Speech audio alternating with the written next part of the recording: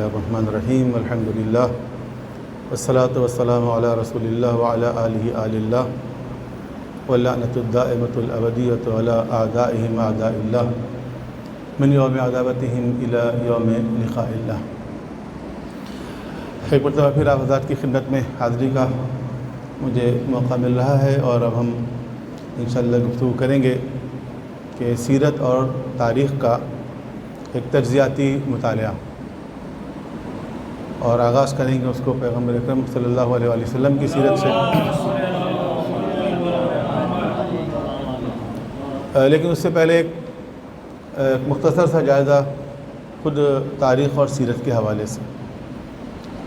قرآن کریم کی کئی آیتیں ہیں جس میں انسان کو، مسلمانوں کو دعوت دی گئی ہے، تمام انسانوں کو دعوت دی گئی ہے کہ وہ زمین پر سیر کریں، گھوم پھر کر دیکھیں۔ مثلا سورہ روم میں کہا گیا آیت نمبر 42 میں قُلْ سِیرُوا فِی الْأَرْضِ فَانْظُرُوا کَیْفَ کَانَ عَاقِبَةُ الَّذِینَ مِن قَبْلُ، کہ آپ کہیے کہ زمین میں سیر کرو، گھومو پھرو، اور فَانْظُرُوا کَیْفَ کَانَ عَاقِبَةُ الَّذِینَ مِن قَبْلُ، اور دیکھو کہ جو تم سے پہلے والے لوگ گزرے ہیں انہوں نے کیا کیا۔ کان اکثرہم مشرکین، اگر زیادہ لوگ ہیں تو زیادہ تر لوگ تمہیں شرک میں مبتلا نظر آئیں گے۔ کہیں کہا گیا کہ اولم یسیروا فی الارض، کیا انہوں نے زمین پر سیر نہیں کیے، گھوم پھر کر نہیں دیکھا انہوں نے۔ وینظروا کیف کان عاقبۃ الذین، کہ وہ دیکھتے کہ جو اس سے پہلے لوگ گزرے ہیں ان کا انجام کیا ہوا۔ عاقبت نہیں، انجام۔ کانوا ہم اشد منہم قوہ، جبکہ وہ تو ان سے زیادہ قوت اور طاقت میں شدید تھے، یعنی ان سے زیادہ طاقتور تھے۔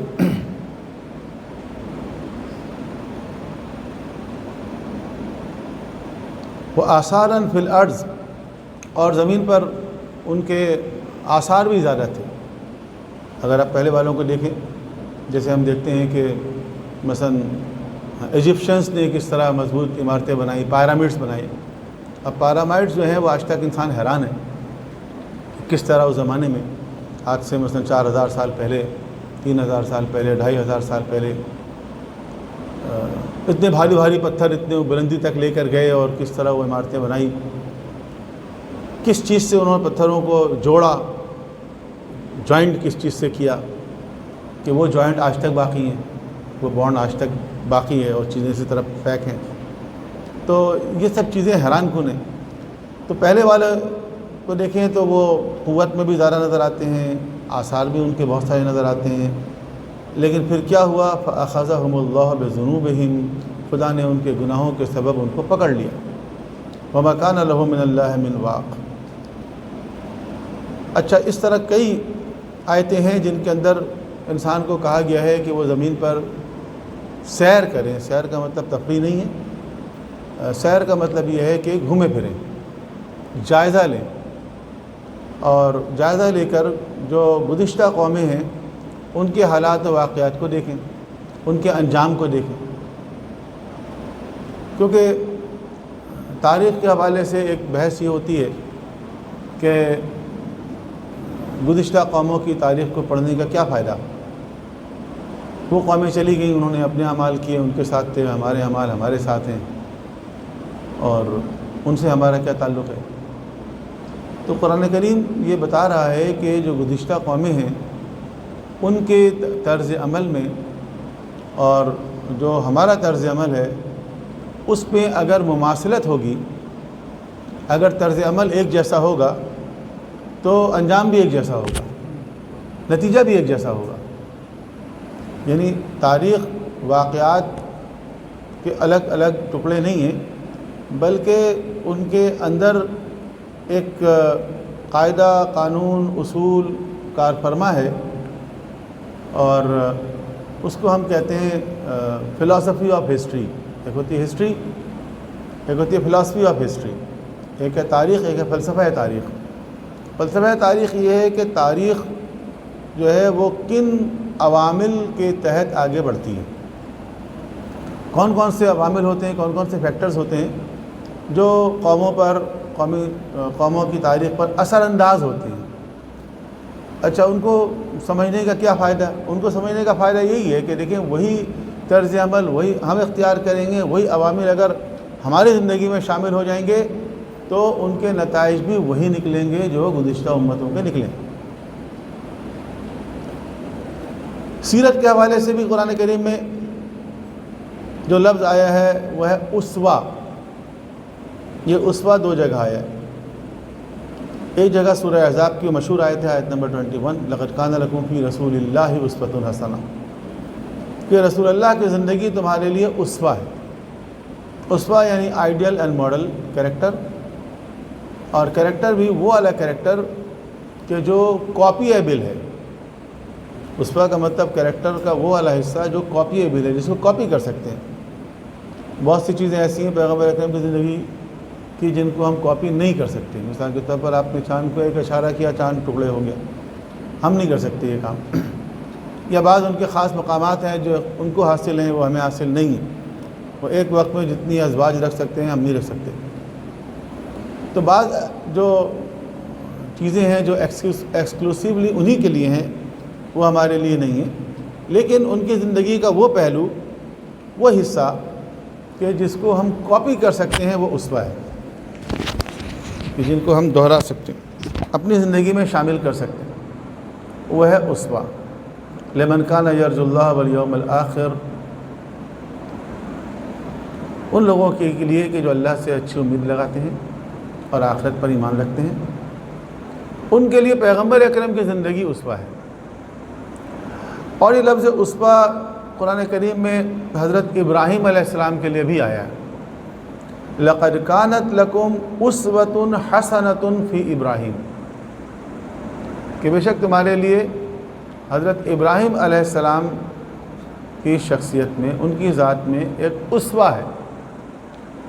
یہ یا تو رسول اکرم کے لیے آیا ہے یا جناب ابراہیم کے لیے آیا۔ ویسے ان جنرل آپ کہہ سکتے ہیں کہ ہر نبی کی سیرت ان کی امت کے لیے اسوہ ہے، ٹھیک ہے یہ بات، لیکن خاص طور پر قرآن کریم میں حضرت ابراہیم کے لیے آیا ہے، قد کانت لکم اسوۃ حسنۃ فی ابراہیم۔ البتہ دلچسپ بات یہ ہے کہ حضرت ابراہیم کے لیے جو یہ آیت آئی ہے، سورہ ممتحنہ کی آیت نمبر 4 ہے، اس پہ حضرت ابراہیم کے ساتھ لکھا ہوا ہے قد کانت لکم اسوۃ حسنۃ فی ابراہیم والذین معہ، اور وہ جو ان کے ساتھ ہیں،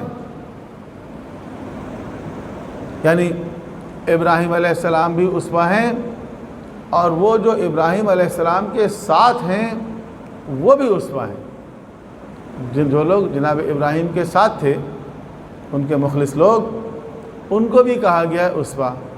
پیغمبر اکرم کے لیے یہ نہیں کہا گیا والذین معہ، ٹھیک ہے، رسول اکرم کے لیے یہ نہیں کہا گیا ہے کہ والذین معہ۔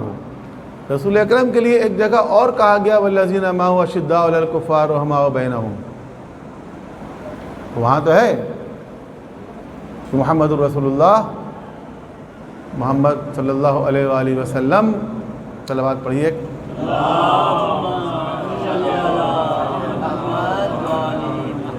والذین معہ اشداء علی الکفار رحماء بینہم، وہاں پر تو ہے والذین معہ، لیکن جہاں کہا گیا ہے لقد کان لکم فی رسول اللہ اسوۃ حسنہ، یہاں نہیں کہا گیا والذین معہ۔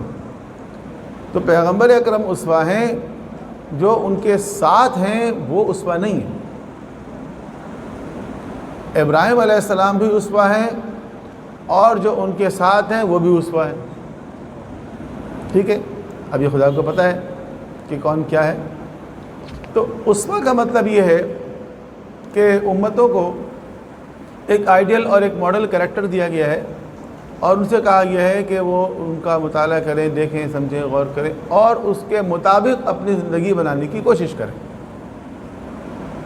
اپنے آپ کو ویسے ہی بنانے کی کوشش کریں۔ اب ظاہر ہے وہ تو نہیں بن جائیں گے، وہ ہیں، ہم ہیں، جیسے ہم لوگ کہتے ہیں نا کہ کوئی مثال دے دی جائے، حضرت علی علیہ السلام کی مثال، رسول اکرم کی مثال، تو لوگ کہتے ہیں کہاں وہ کہاں ہم۔ تو یہ تو ایک حقیقت ہے کہ کہاں وہ اور کہاں ہم، لیکن انہی کی سیرت کو ہمارے لیے اسوہ قرار دیا گیا ہے۔ ہم سے کہا یہی گیا ہے کہ ہم انہی کی زندگی کو کاپی کرنے کی کوشش کریں۔ یہ ٹھیک ہے کہ کہاں وہ اور کہاں ہم، لیکن ہماری خواہش یہ بھی ہے کہ جب ہم اس دنیا سے جائیں تو جہاں وہ وہاں ہم وہاں جائیں ہم، ٹھیک ہے، یہ ہماری خواہش ہے۔ جب کوئی مر جاتا ہے ہم کہتے ہیں بار اللہ ان کو جوار ائمہ طاہرین میں جگہ عطا فرما۔ کوئی خاتون ہو تو ہم کہتے ہیں جوار جناب سیدہ میں جگہ عطا فرما۔ جوار یعنی پڑوس، ان کے نیبرہڈ میں، جہاں وہ وہاں ہم ان کے پڑوس میں رہنا چاہتے ہیں، تو وہ بھی اپنے پڑوس میں ہمیں پتہ نہیں پسند کرتے ہیں نہیں کرتے ہیں۔ تو یہ خواہش تو ہماری ہے کہ جہاں وہ وہاں ہم رہیں، لیکن جب عمل کا وقت آتا ہے تو کہتے ہیں کہاں وہ اور کہاں ہم۔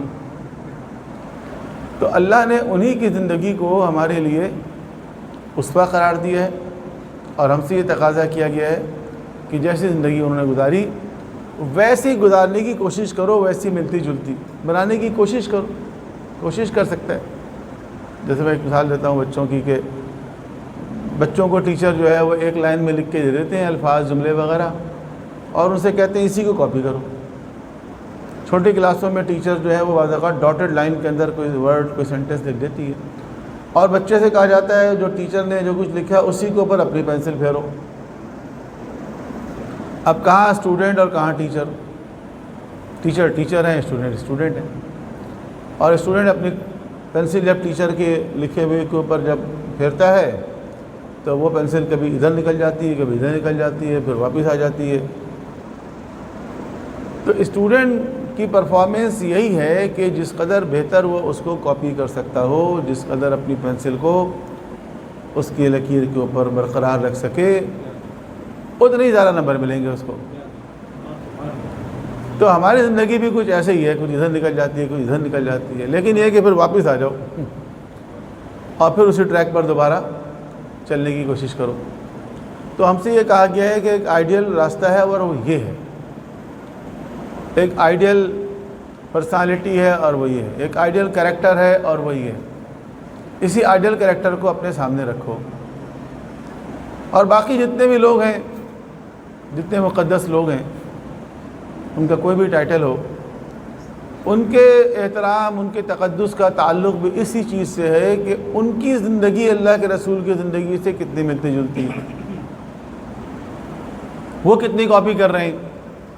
جتنے بھی بڑے لوگ ہیں، وہ صحابہ ہوں، وہ اہل بیت ہوں، وہ علماء ہوں، پیر ہوں، بابا ہوں، شاجی ہوں، سرکار ہوں، بہت سارے نام آج کل چل رہے ہیں، جو بھی ہیں، یہ دیکھنے کی ضرورت ہے کہ ان کی زندگی آیا اللہ کے رسول کی زندگی سے ملتی جلتی ہے یا نہیں۔ اگر ملتی جلتی ہے تو قابل احترام ہے، جتنی ملتی جلتی ہے اتنے قابل احترام ہے، جتنی ملتی جلتی ہے۔ اور کسی نے کہا ہے کہ دنیا میں احترام کے قابل ہیں جتنے لوگ، میں سب کو مانتا ہوں مگر مصطفیٰ کے بعد۔ محمد صلی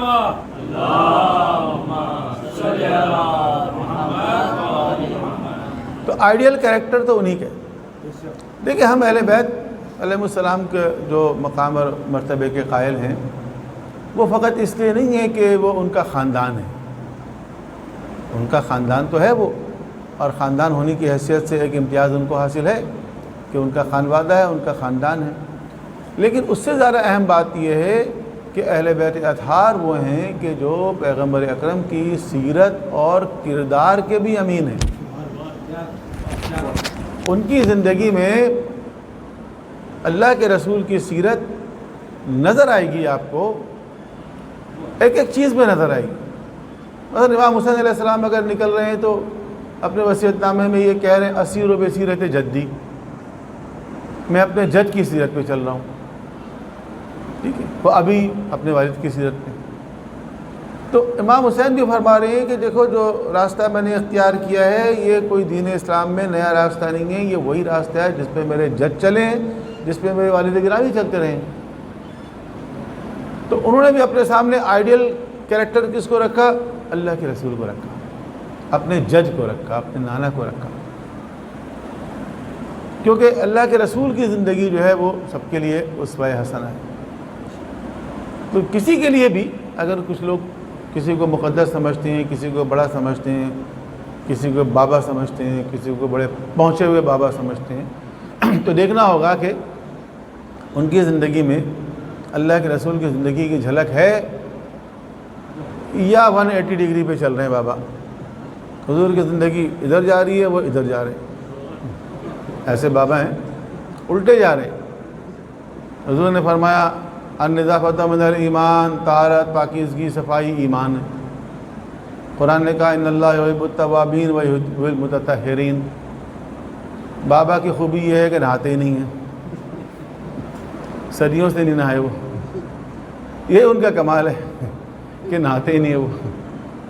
تو اللہ کے رسول تو فرما رہے ہیں کہ طہارت، پاکیزگی، صفائی یہ اسلام ہے۔ اب جو نہا ہی نہیں رہا ہے صدیوں سے، اس کے بارے میں آپ کہہ رہے ہیں بڑا پہنچے ہوئے بابا ہیں۔ تو کہاں پہنچے ہیں وہ؟ جہاں پہنچنا چاہیے تھا وہاں نہیں پہنچے۔ پہنچنے کی جگہ تو وہ تھی جس کو علامہ اقبال نے کہا ہے کہ بے مصطفیٰ بے رسول خویش را، کہ اپنے آپ کو مصطفیٰ تک پہنچاؤ، کہ دین ہمیں اوست، دین کل کا کل وہ ہے۔ اگر کہیں پہنچانا ہے تو ان تک پہنچاؤ، کیونکہ دین کل کا کل وہ ہے۔ اگر بے اون رسیدی تمام بول ہے بیست، اگر ان تک نہیں پہنچے، ادھر پہنچ گئے، ادھر پہنچ گئے، ادھر پہنچ گئے، ادھر پہنچ گئے، جہاں پہنچنا تھا وہاں نہیں پہنچے، تو پھر بول ہے بھی۔ تو کسی کا بھی احترام ہو معاشرے کے اندر، بہت سے لوگ قابل احترام ہوتے ہیں، لیکن اس کا معیار کیا ہے؟ اس کا معیار بھی اللہ کے رسول کی زندگی، اللہ کے رسول کا اخلاق ہے، اللہ کے رسول کا کردار ہے، اس کی جھلک نظر آنی چاہیے۔ ظاہر ہے ان کے جیسا تو کوئی نہیں ہو سکتا، ان کے جیسا تو کوئی نہیں ہے اس کائنات میں، بعد از خدا بزرگ تو ہی قصہ مختصر، تو ان کے جیسا تو کوئی نہیں ہے، لیکن ان کی زندگی کی جھلک جہاں ہمیں نظر آئے اتنا ہی وہ شخص جو ہے وہ معتبر ہوگا۔ تو گزشتہ قوموں کی تاریخ میں یا مثلا اسلام کی تاریخ کو پڑھنے میں یا مثلا سیرت اور کردار کو پڑھنے میں جو بنیادی باتیں ہیں وہ یہی ہے کہ ان عوامل کو تلاش کرنا کہ جس کی وجہ سے کوئی قوم عروج کی طرف گئی یا زوال کی طرف گئی، ان صفات اور خصوصیات کو تلاش کرنا جس کی وجہ سے اللہ نے ان کو یہ مقام اور مرتبہ عطا فرمایا۔ تو اس چیز کا مطالعہ جو ہے وہ قرآن کریم کے مطابق ریکمینڈڈ ہے ہمارے لیے، یہ ریکمینڈڈ ہے۔ جہاں اور بہت ساری چیزیں ہیں جہاں ہمارے عقائد صحیح ہونے چاہیے، جہاں ہماری عبادات صحیح ہونی چاہیے، جہاں ہمارے اخلاق صحیح ہونے چاہیے، وہیں پر ہمیں ان شخصیات کے بارے میں معلومات بھی ہونی چاہیے کہ جن سے ہم بظاہر محبت کا اظہار کرتے ہیں، محبت کا اظہار تو کرتے ہیں لیکن ان کے بارے میں ہماری معلومات بہت لیمیٹڈ ہوتی ہے۔ بقول استاد متحرکے کہ بعض اوقات ہماری معلومات شناختی کارڈ کا فارم بھرنے کے لیے جو ڈیٹا چاہیے صرف اتنی ہوتی، name, fathers name, date of birth, place of birth, اس سے زیادہ معلومات نہیں ہوتی۔ یا جو واقعات بھی ہم بیان کرتے ہیں یا سنتے ہیں فریکوینٹلی، ان کو کبھی آپ چیک کریں تو بہت لیمیٹڈ ہے وہ۔ ایک دفعہ میں لسٹ بنا رہا تھا بیٹھ کر کہ عام طور پر مجلسوں میں جو ہم واقعات بیان کرتے ہیں وہ کتنے واقعات ہیں، ہسٹوریکلی اگر دیکھیں کتنے ایونٹس ہیں، آپ یقین کریں وہ 15 بھی نہیں بنے، لیس دین 15 ہے، لیس دین 15۔ آپ کہہ رہے میں ویسے ہی گنوا دوں آپ کو، لیس دین 15 ایسے ایونٹس ہیں، اور وہ جو 15 ایونٹس ہیں ان میں بھی ہم ڈیٹیلز بیان نہیں کرتے۔ مثلا ہم دعوت ذو العشیرہ بیان تو کریں گے لیکن اس کے صرف 1-2 ڈائلاگ بیان کریں گے، 1-2 جملے بیان کریں گے، ایک آدھ اشارہ کریں گے۔ آپ کسی بچے سے پوچھیں دعوت ذو العشیرہ مثلا کب ہوئی، اچھا کون کون شریک ہوا، تو جنگیں ہیں مثال کے طور پر، چند جیسی جنگیں ہیں، اور وہ جنگیں بھی جو ہم بیان کرتے ہیں تو ان کی بھی تفصیلات نہیں بیان کرتے. کوئی بھی جنگ بدر ہے مثال کے طور پر. اگر آپ پوچھیں طالب علم سے پوچھیں, نوجوانوں سے پوچھیں جنہوں نے بہت ساری تقریریں سنی ہوئی ہیں, مجلسیں سنی ہوئی ہیں, مثلا جنگ بدر کب ہوئی تھی, کیوں ہوئی تھی, مثلا جنگ بدر کیوں ہوئی تھی, جنگ احد کیوں ہوئی تھی, کیا واقعات پیش آئے تھے, اس کے اثرات کیا مرتب ہوئے. اچھا, جنگ احزاب پہلے ہوئی تھی یا جنگ خیبر پہلے ہوئی تھی, فتح مکہ پہلے فتح ہوا یا جنگ حنین پہلے ہوئی. اس طرح اگر آپ کراس کر کے بھی سوال کریں تو گڑبڑا جائیں گے, ان کو اندازہ نہیں ہوگا کون سا واقعہ کب ہوا. ابھی ڈیٹا کی بات نہیں کر رہا میں کہ سن بن یہ وہ چلے, لیکن ویسے ہی اگر اتنے واقعات ہم سن چکے ہیں, اگر کسی سے پوچھا جائے پہلے یہ واقعہ ہوا یا پہلے یہ واقعہ ہوا, اس کی وجہ کیا ہے؟ اس کی وجہ یہ ہے کہ ہم نے کبھی ایک سیکوینس کے اندر, ایک ترتیب کے اندر ان چیزوں کو نہیں پڑھا یا نہیں سنا, یا بیان کرنے والوں نے بیان نہیں کیا, ترتیب سے بیان ہی نہیں کیا, کبھی ٹوٹے بیان کیے, صرف ٹوٹوں سے کام چلایا ہم نے. اور اس کے آگے کے واقعات اگر پوچھیں, مثلا مولا علی علیہ السلام کے زمانے کی 3 جنگیں ہیں, جمل, صفین, نہروان. یہ جنگیں کب ہوئیں, کیسے ہوئیں, کیا ہوا ان جنگوں کے اندر, کتنے سپاہی تھے, کتنے لوگ مارے گئے, کیا نتیجہ نکلا, اس طرح پوچھیں آپ. تو بات یہ ہے کہ یہ تو میں آپ کو پیغمبر اکرم اور امیر المومنین کی بات کر رہا ہوں, آگے کے ائمہ تحریر کی بات کر ہی نہیں رہا. آگے کے تو نام میں بھی گڑبڑا جاتے ہیں بہت سے لوگ, ٹھیک ہے. تو آگے کے واقعات تو آپ چھوڑ دیں. یہ تو وہ شخصیات ہیں جن کا تذکرہ سب سے زیادہ کر رہے ہیں بظاہر, ہم فریکوینٹلی کر رہے ہیں, ہماری مجلس ہوتی ہی نہیں ان کے بغیر. تو اس کی ڈیٹیل بھی بیان نہیں ہو رہی ہے شاید, یا پڑھا نہیں جا رہا ہے, یا یاد نہیں ہے ہمارے بچوں کو. تو اس لیے ضروری ہے کہ ان چیزوں کو ہمارے بچے جو ہیں ایز اے ٹیکسٹ کے پڑھیں, ایز اے لیسن کے پڑھیں, تاکہ وہ ان چیزوں کو سیکھیں. اچھا, یہ ویسے بھی کام آتی چیزیں بچوں کے. ہمارے یہاں جس طرح امتحانات ہوتے ہیں, میٹرک کے, انٹر کے, CSS کے, انٹری ٹیسٹ کے, مختلف طرح کے جو لیول کے ایگزامز ہیں, ان کے اندر یہ ڈیٹا کام آتا ہے. اکثر آپ نے دیکھا ہوگا MCQs وغیرہ میں زیادہ تر ایسے سوالات ہوتے ہیں کہ جس میں ڈیٹا ہوتا ہے, انفارمیشن ہوتا ہے, نیم, پلیس, ڈیٹ. تو یہ چیزیں اگر یاد ہوں تو ایک طالب علم کے لیے بھی وہ سب چیزیں مفید ہیں. نہج البلاغہ میں ایک جملہ ہے امیر المومنین کا, آپ نے ایک خطبے میں یہ ارشاد فرمایا محمد وآل محمد صلوات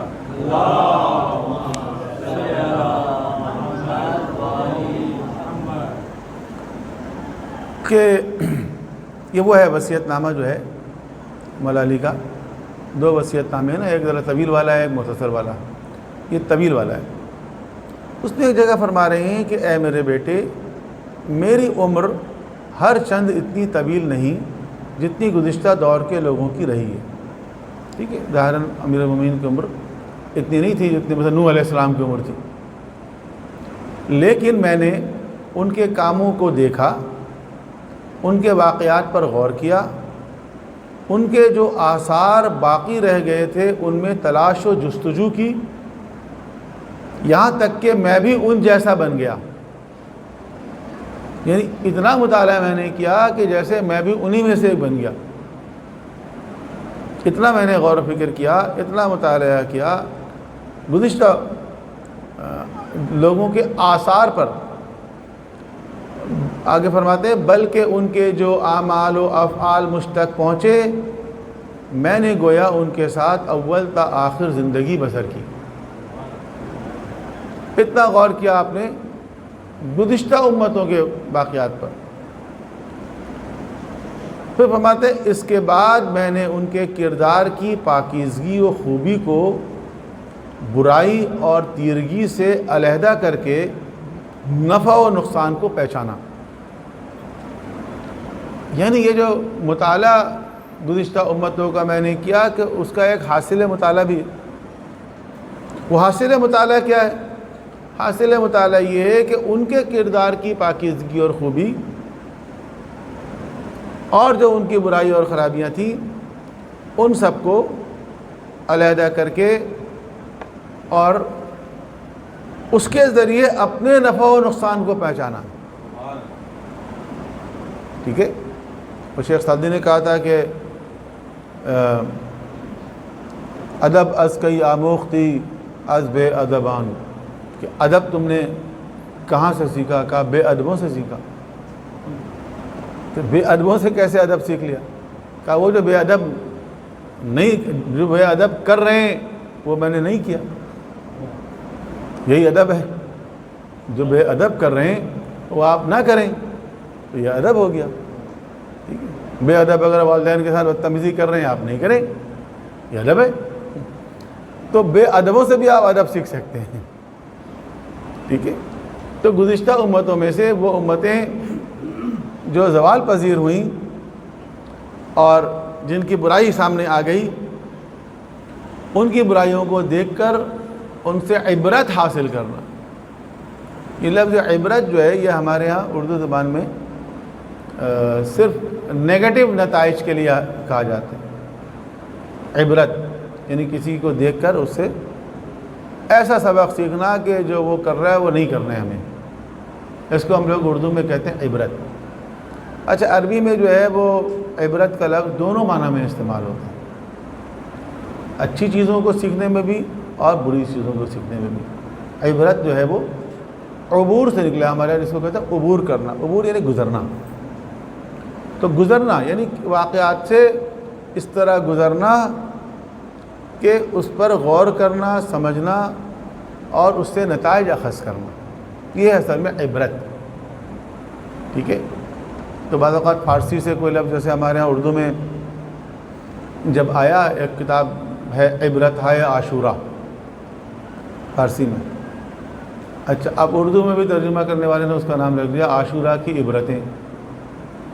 تو ہمارے اردو میں ذرا بڑا مایوس سا لگنے لگا کہ عاشورہ کی عبرتیں. تو لوگ چونکہ اس لفظ سے اتنا واقف نہیں ہے، ہماری اردو زبان میں یہ لفظ ذرا اس طرح استعمال ہوتا ہے. بہت سے الفاظ ہیں وہ آئے تو ادھر سے ہی ہیں، لیکن ان کو ہم نے نیا معنی دے دیا ہے. اب جو نیا معنی دے دیا تو وہ معنی بعض اوقات اصلی معنی سے میچ نہیں کرتا، تو اس کو پھر اسی معنی میں استعمال کرتے ہیں. اب کوئی اگر صحیح معنی میں استعمال کرتا ہے تو وہ ہمیں عجیب سا لگتا ہے کہ بھئی یہ کیا چیز آ گئی سامنے. عبرت بھی انہی میں سے ایک لفظ. تو گزشتہ اقوام سے جو چیز حاصل کرنی چاہیے وہ عبرتیں.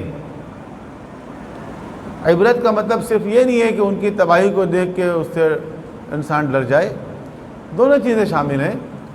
وہ چیزیں کہ جن کی وجہ سے وہ زوال کی طرف گئے اور وہ چیزیں جن کی وجہ سے وہ عروج کی طرف گئے. دونوں طرح کے عوامل اس میں شامل ہوں گے. اس لیے یہ سوچا گیا کہ بھئی ایک نشست ایسی ہونی چاہیے جس کے اندر تاریخ کو، سیرت کو، ظاہر ہے بہت ڈیٹیل میں نہیں جا سکتے ہم، لیکن کسی حد تک جتنا وقت ہمارے پاس ہے ہم سیرت پیغمبر سے شروع کریں اور گریجولی ہم سیرت معصومین کی طرف جائیں اور اس کا ایک انالیسس بیان کریں.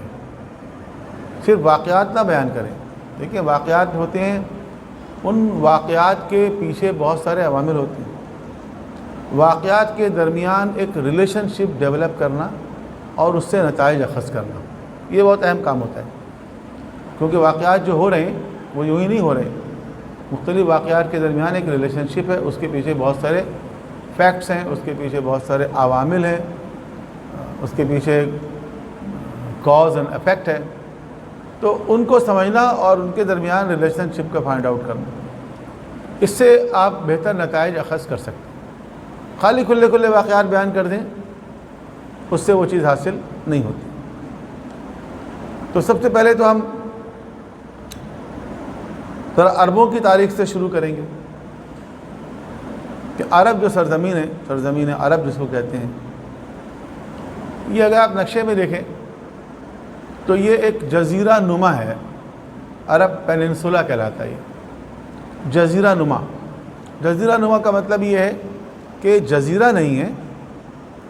جزیرہ اس لیے نہیں ہے کہ چاروں طرف پانی نہیں ہے، لیکن تین طرف پانی ہے اور ایک طرف سے خشکی کا راستہ ہے کہ جو اس کو ایشیا سے جوڑے رکھتا ہے، اس لیے اس کو ہم کہتے ہیں جزیرہ نما، ساؤتھ ویسٹ ایشیا، اور نارتھ ایسٹ سے یہ افریقہ سے بھی لگتا ہے، لیکن وہ نہر سوئس کے ذریعے پھر وہ افریقہ سے، ایجپٹ جو ہے وہ بیسیکلی افریقہ میں ہے، ٹھیک ہے، تو ایجپٹ جو ہے وہ ایشیا سے نہر سوئس کے ذریعے جڑتا ہے، تو وہاں سے ایک راستہ نکال دیا گیا ہے، پل بنا دیا گیا ہے، اس طرح افریقہ اور ایشیا جو ہے آپس میں جڑ گئے ہیں۔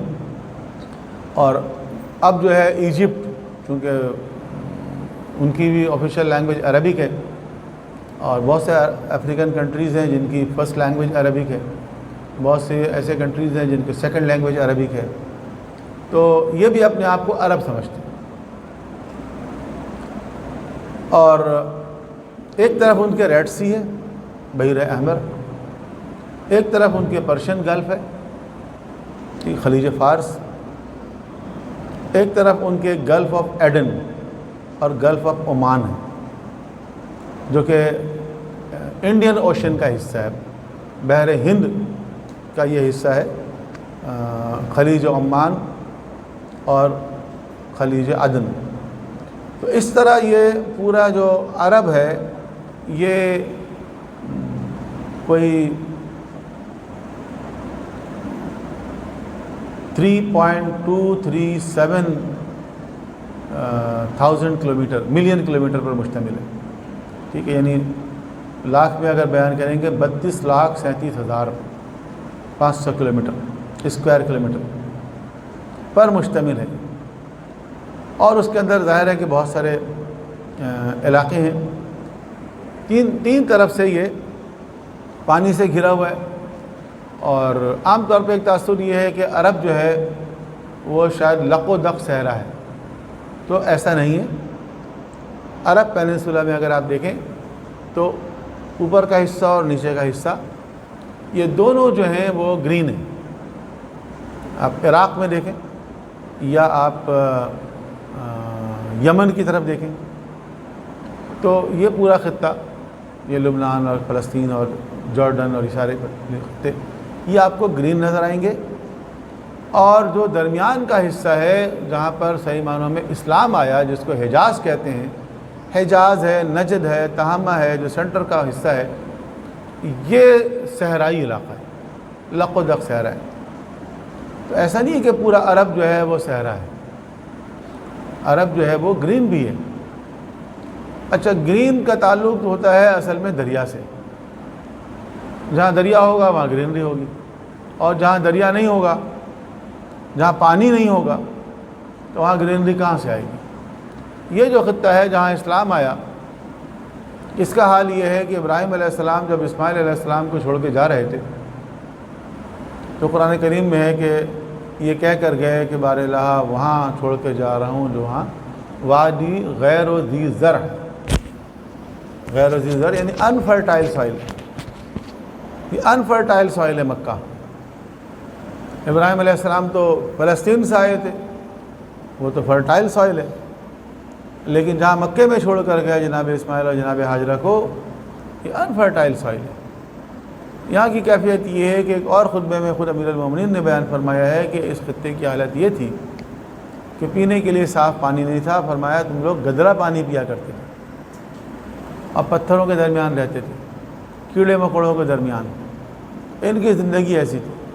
تو دیکھیں انسانی تہذیب و تمدن جو ہے وہ وہاں پروان چڑھتی ہے جہاں زندگی گزارنے کے وسائل زیادہ ہوں، جہاں زندگی گزارنے کے وسائل نہ ہوں، محدود ہوں، وہاں انسانی تہذیب و تمدن کی بنیاد نہیں پڑ سکتی، اور اس میں سر فہرست پانی ہے۔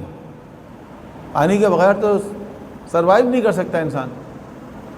آج کل تو پانی کے اور ذرائع بھی پیدا ہو گئے چلیں، لیکن جیسے جیسے آپ پیچھے کی طرف جائیں گے پانی جو ہے وہ آپ کو ناپید ہوتا ہوا نظر آئے گا، اور پانی کے لیے لوگوں کا انحصار جو ہے وہ بارشوں پر ہے، کنویں پر ہے، چشمے پر ہے، جہاں اوکیجنلی پانی آتا ہے، بارش ہو گئی تو پانی آ گیا، نہیں ہوئی تو نہیں آئے گا۔ کنواں کھودتے تھے، مکے کا حال یہ تھا کہ 20 کنواں اگر کھودیں تو اس میں سے 2 میں قابل استعمال پانی نکلتا تھا ایوریج. یہ حال تھا یہاں کا. تو جہاں پانی نہ ہو پینے کے لیے، استعمال کرنے کے لیے، وہاں مستقل آبادیاں نہیں ہوتی تھیں. وہاں لوگ بدویانہ زندگی گزارا کرتے تھے. ٹھیک ہے، وہاں خانہ بدوش رہتے تھے. خانہ بدوش فارسی میں کہتے ہیں، بدویانہ عربی میں کہتے ہیں. بدوی زندگی، نومیڈک لائف. تو نومیڈک لائف تھی ان کی. خانہ بدوش کا مطلب ہے خانہ یعنی گھر، بدوش یعنی کندھے پر. گھر کیا ہوتا تھا؟ کچھ سامان ہوتا تھا، اس کو ایک کپڑے میں باندھا، کندھے میں ڈالا اور لے کے چل دی. اس کو کہتے ہیں خانہ بدوش. جہاں پانی نظر آیا رک گئے، وہیں ڈیرا ڈال لیا. پانی ختم ہو گیا پھر موو کر گئے. اب پانی اگر مستقل ہوگا تو آبادی مستقل ہو جائے گی. پانی مستقل کہاں ہوتا ہے؟ دریا میں ہوتا ہے. مستقل آبادیوں کا آغاز کہاں سے ہوا؟ دریا کے کناروں سے ہوا. تو قدیم ترین تہذیبیں آپ کو نظر آئیں گی دریاؤں کے ساحلوں میں. جتنے بھی ریور بینکس ہیں، قدیم ترین سویلائزیشن آپ ایجپٹ کی بات کریں تو دریائے نیل وہاں پر ہے. عراق کی بات کریں آپ، میسوپوٹیمین سویلائزیشن، تو دجلہ و فرات ہے عراق کے اندر ظاہر ہے. ایران کی بات کریں تو ایران میں دریائے زندہ رود ہے. بر صغیر کی بات کریں تو اس پٹی میں گنگا جمنا ہے، اس پٹی میں دریائے سندھ ہے. تو یہ جو قدیم ترین تہذیبیں آپ کو نظر آئیں گی وہ انہی دریاؤں کے کناروں پہ نظر آئیں گی. اس کی وجہ یہ ہے کہ پانی زندگی کے لیے لائف لائن ہے. پانی نہ ہو تو انسان زندگی نہیں گزار سکتا. خود پینے کے لیے، فصل اگانے کے لیے، حیوانوں کو پلانے کے لیے، ٹرانسپورٹیشن کے لیے پانی کا استعمال ہوتا تھا. تو جہاں پانی مستقل نہیں ہوتا تھا وہاں آبادی مستقل نہیں ہوتی تھی. جہاں پانی ختم ہوا ان کو کسی اور جگہ جانا پڑتا تھا پانی کی تلاش میں. اب جب ایک علاقے سے وہ دوسرے علاقے میں موو کرتے تھے تو راستے میں ان کو خطرات بھی ہوتے تھے کہ کوئی لوٹ نہ لے، کوئی مار نہ دے، کوئی چھین نہ لے. تو جتنے لوگ جاتے تھے وہ لوگ موو کرتے تھے جو آپس میں ایک دوسرے کے رشتہ دار ہوا کرتے تھے، جس کو آپ کہتے ہیں قبیلہ. یہ قبیلہ جو تھا ایکچولی کسی ایک بزرگ کی اولاد ہوتی تھی. کوئی ایک بزرگ جو مشہور ہو گیا کسی وجہ سے، اس کی اولادیں جو ہیں وہ سب آپس میں مل جل کے رہتی تھیں. مل جل کے رہتی تھیں کیونکہ ایک دوسرے کے مفادات کا تحفظ کرتی تھی. اگر کہیں موو کرنا ہے تو ایک ساتھ موو کرتی تھی. کوئی اگر ان پر حملہ آور ہو تو سب مل کے دفاع کریں گے. تو اس طرح یہ آپس میں ایک دوسرے کے ساتھ رشتہ داریاں بھی رکھتے تھے اور ان کے مفادات آپس میں جڑے ہوئے تھے. یہی وہ بائنڈنگ فورس تھی جس کی وجہ سے ان کا یہ ٹرائبل سسٹم چل رہا تھا. اچھا، لڑائی جھگڑا تو ہوتا رہتا تھا، قبائلی لڑائی جھگڑے. آج 21ویں صدی میں آ کے بھی قبائل کی لڑائی آپ دیکھتے ہوں گے ہمارے ملک میں کہ ایک قبیلے نے دوسرے قبیلے پہ حملہ کر دیا اور مار دیا اور اغوا کر لیا اور لوٹ لیا، اور تم نے میرے مہمان کو مار دیا، میں تمہارے مہمان کو ماروں گا. لڑائی ہوئی 2 آدمیوں میں، مارے گئے مہمان. تو یہ جو ایک جاہلانہ سوچ ہے قبائلی نظام والا، وہ آج آپ کو 21 سینچری میں بھی ہمارے ملک میں نظر آئے گا. اب آپ سوچیں اس زمانے میں کیا ہوتا ہوگا جب آج یہ حال ہے. تو یہ جو قبائل تھے تو ان کا جو آپس میں رشتہ تھا وہ اصل میں ایک خاندان والا تھا. اچھا، چند جملوں کے اب میں آپ کو ایک چیز اور بیان کر کے پھر آج کی نشست کو ختم کروں گا میں، کہ قبائلی جو زندگی تھی اس کی تو بہت ساری خرابیاں آپ کے سامنے آئی ہوں گی، لیکن قبائلی زندگی کی کچھ خوبیاں بھی تھیں. کوئی سسٹم بھی کسی سوسائٹی کے اندر اگر ایک طویل عرصے تک چل رہا ہوتا ہے تو اس کے اندر میرٹ ڈی میرٹس دونوں چیزیں ہوتی ہیں جب ہی وہ چلتا ہے. اگر خالی ڈی میرٹس ہوں گے تو وہ چیز زیادہ عرصے نہیں چل سکتی. تو خوبیاں اور خامیاں دونوں چیزیں ہیں. مثلا ان کے اندر ایک برائی تھی، اور وہی برائی ان کی خوبی تھی، اور وہ ہے قبائلی عصبیت. قبائلی عصبیت.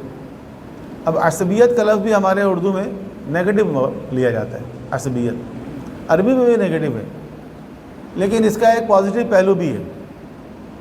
عصبیت کا ایک پازیٹیو پہلو بھی ہے. اور سوشولوجی میں، اینتھروپولوجی میں اس کے لیے ایک اور لفظ استعمال کیا جاتا ہے جو ذرا پازیٹیو ہے، اور وہ ہے ایتھنوسینٹرزم. ایتھنوسینٹرزم جو ہے اس کو اردو میں اگر آپ ترجمہ کریں گے تو وہ بنے گا کچھ نسلی مرکزیت. نسلی مرکزیت.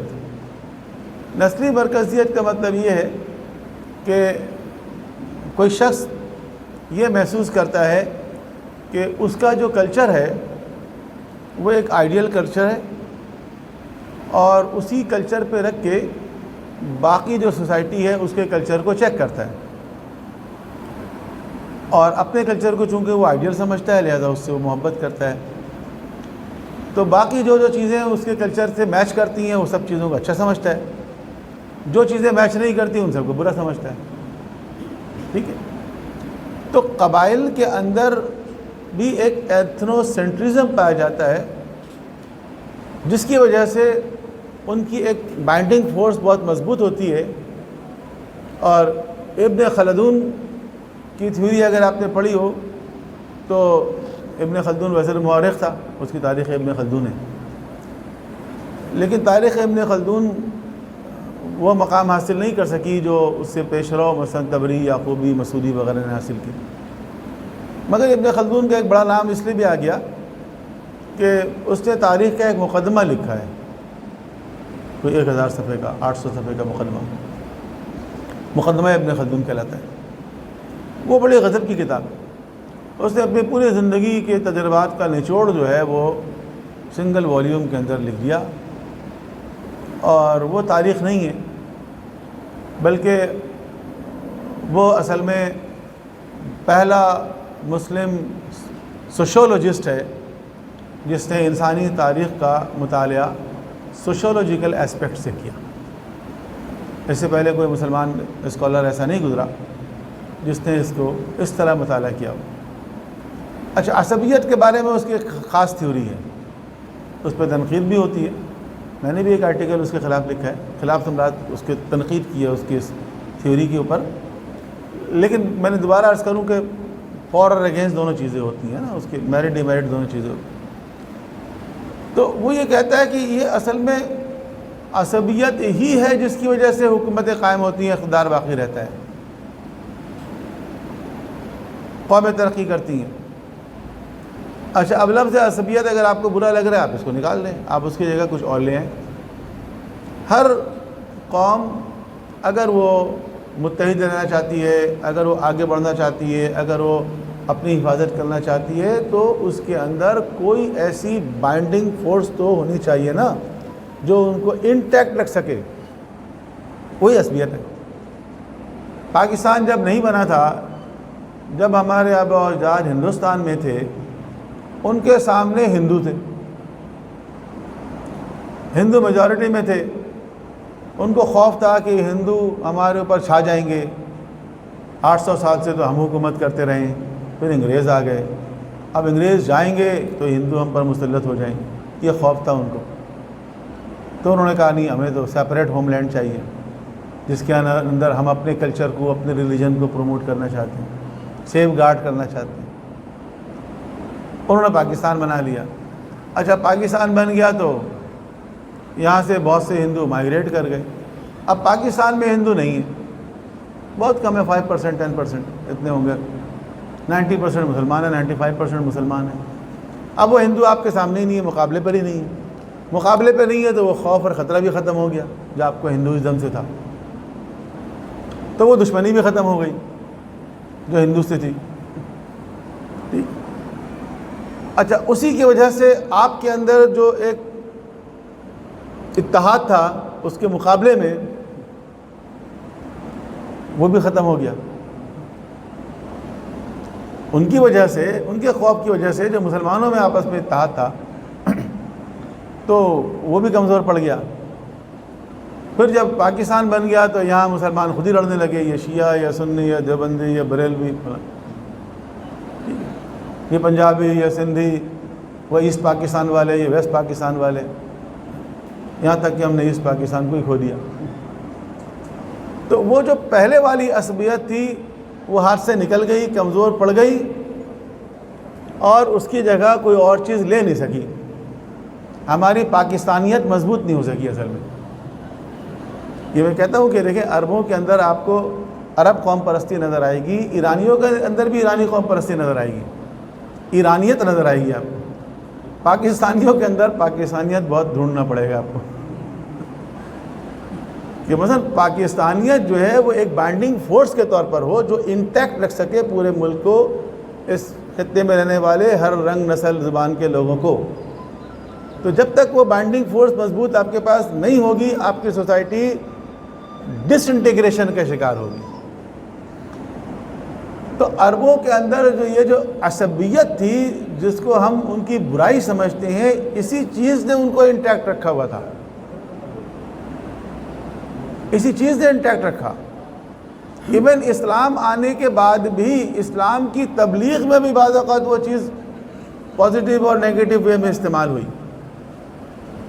مدینے میں اوس اور خزرج جو تھے، ان کے درمیان 150 سال سے لڑائی جاری تھی، لیکن سب سے پہلے اسلام خزرج نے قبول کیا۔ گرج والی قبیلے اوس نے بھی دیکھا بھائی انہوں نے قبول کر لیا، تو وہ بھی آگے آئے، قبیلے اوس نے بھی قبول کر لیا۔ تو ایک تو ان کے اندر یہ چیزیں تھیں۔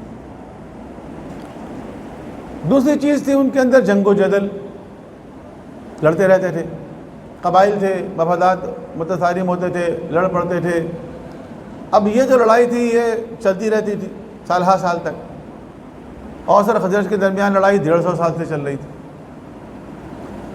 اس کے اندر دشمنی اور انتقام کا جذبہ تھا، لیکن اس کے ساتھ ساتھ آپ دیکھیں گے کہ انہی قبائل کے اندر کچھ ایسی خوبیاں تھیں جن کو سب لوگ اچھا سمجھتے تھے اس زمانے میں بھی، مثلا مہمان نوازی، عہد و پیمان کی پابندی۔ اگر کسی کو انہوں نے امان دے دی تو اس کی خاطر جان بھی دے دیں گے کہ ہم نے اس کو امان دے دی۔ تو عہد و پیمان کی پابندی۔ شجاعت کو اچھا سمجھنا کہ جو شجاع ہوگا، جو بہادر ہوگا، جو جنگ میں کارنامے دکھائے گا، وہ اس کی تعریفیں ہوں گی، اس کے اشعار پڑھے جائیں گے، اس کے شان میں قصیدہ خوانی ہوگی۔ تو شجاعت کو وہ ایک اچھی خوبی کے طور پر قبول کرتے تھے۔ سخاوت کو اچھا سمجھا جاتا تھا۔ بنو ہاشم کا جو ایک مقام تھا اس کے پیچھے سخاوت تھی، کیونکہ سخاوت کی وجہ سے حضرت ہاشم کو ہاشم کہا جاتا تھا۔ انہوں نے قید سالی کے زمانے میں لوگوں کو کھلایا پلایا ایک طویل عرصے تک۔ ہاشم کہتے ہیں چورا کرنے کو، شوربے میں روٹی کو چورا کر کے ڈال کے وہ ایک سالن بنا کے سرید، اس سے انہوں نے لوگوں کی پذیرائی کی، ان کا نام پڑ گیا ہاشم۔ سخاوت کو اچھا سمجھتے تھے، فصاحت اور بلاغت کو اچھا سمجھتے تھے۔ عرب اپنے آپ کو عرب سمجھتے تھے، عرب یعنی بولنے والا۔ باقی دنیا کو عجم سمجھتے تھے، عجم یعنی گونگا۔ وہ سمجھتے تھے بولنے والے صرف وہی ہیں، باقی پوری دنیا گونگی ہے۔ اس میں شک نہیں کہ بہت زبردست بولتے تھے، بہت اچھا بولتے تھے۔ یعنی زمانہ جاہلیت کے اشعار آج بھی ہمارے دینی مدارس میں کلاسیکل عربک ٹیکسٹ کے طور پر پڑھایا جاتا ہے۔ قرآن کی تفسیر کرتے ہوئے بڑے بڑے مفسرین، کوئی لفظ آتا ہے تو اس کی تشریح میں زمانہ جاہلیت کے شعراء کے اشعار کو اگزامپل کے طور پر کوٹ کرتے ہیں۔ اگر انا اعطیناک کل کوثر مثلا لفظ کوثر کی تشریح کرنا ہو تو کسی بڑے شاعر کا کلام لے کر آئیں گے، دیکھو یہ لفظ اس نے اس معنی میں استعمال کیا، تو اس کے اندر کوئی جان ہے نا۔ امیر المومنین بعض اشعار کو پڑھتے ہوئے نظر آتے ہیں، تو امیر المومنین اگر کسی کا شعر پڑھ رہے ہیں جن کا اپنا کلام نہج البلاغہ ہے تو اس کے اندر کچھ بات ہے نا کہ علی علیہ السلام کوئی شعر پڑھ رہے ہیں، تو اس میں کوئی شک نہیں ہے کہ خوب بولتے تھے، لیکن اسلام نے آ کے ان کی بولتی بند کر دی۔ قرآن نے کہا فَأْتُوا بِسُورَةٍ مِّن مِّثْلِهِ، اس جیسی ایک صورت لے کر آ جاؤ، ایک سورہ لے آؤ، بس چھوڑو، پورے قرآن کو چھوڑو، ایک سورہ بنا کے لے آؤ، اور ایک سورہ نہیں لا سکے، کہتے ہیں ما ھذا کلام البشر، یہ انسان کا کلام نہیں ہے۔ تو فصاحت اور بلاغت کو، یعنی ان خوبیوں کو اس معاشرے میں اچھا سمجھا جاتا تھا۔ میرا مطلب یہ نہیں ہے کہ وہ سب لوگ یہ خوبیوں والے تھے، ایسا نہیں ہے، لیکن ان خوبیوں کو اچھا سمجھا جاتا تھا۔ قبائل کا سردار کسی کو بنایا جاتا تھا تو یہ دیکھا جاتا تھا کہ ان خوبیوں میں سے کون سی خوبی اس کے اندر ہے، یہ دیکھ کے بناتے تھے۔ البتہ 2 نمبر طریقے سے لوگ بن جایا کرتے تھے، ایسی بات نہیں ہے، اس زمانے میں بھی یہ سب ٹیکنیک چلتی تھی جو آج کل چل رہی ہے، لیکن ان پرنسپل، ان جنرل، ان چیزوں کو سمجھا جاتا تھا کہ یہ خوبیاں ہیں انسان کی، یہ خوبیاں ہونی چاہیے۔ سادگی اور جفاکشی، سادہ زندگی ہوتی تھی، سادہ زندگی تھی ان کی، اس پہ آئندہ بات کریں گے، آج وقت نہیں رہا۔ سادہ زندگی ہوتی تھی، سخت زندگی ہوتی تھی، بہت جفاکشی کے ساتھ زندگی گزارتے تھے۔ یہ 2 ایسی خوبیاں ہیں ان کی، سادگی اور جفاکشی، جس کی وجہ سے آپ دیکھیں اسلام جب آیا اس کے بعد انہوں نے 2 سپر پاورز کو، رومن امپائر اور پرشین امپائر، دونوں کو شکست دی۔ معمولی بات نہیں ہے کہ وہی نومیڈک لائف گزارنے والے جن کی زندگی کا 60% حصہ بعض اوقات اونٹ یا گھوڑوں کی پشت پہ گزر جاتا تھا، وہ آ کے جناب رومن امپائر اسٹیبلش، ہزاروں سال کی پرشین امپائر، جن کی پروفیشنل فوج ہوتی تھی، پوری لشکر ہوتا تھا، اس کو انہوں نے شکست دی۔ تو اس کے کچھ فیکٹرز تھے، کچھ عوامل تھے۔ ایک بنیادی سبب عربوں کی سادگی اور جفاکشی تھی۔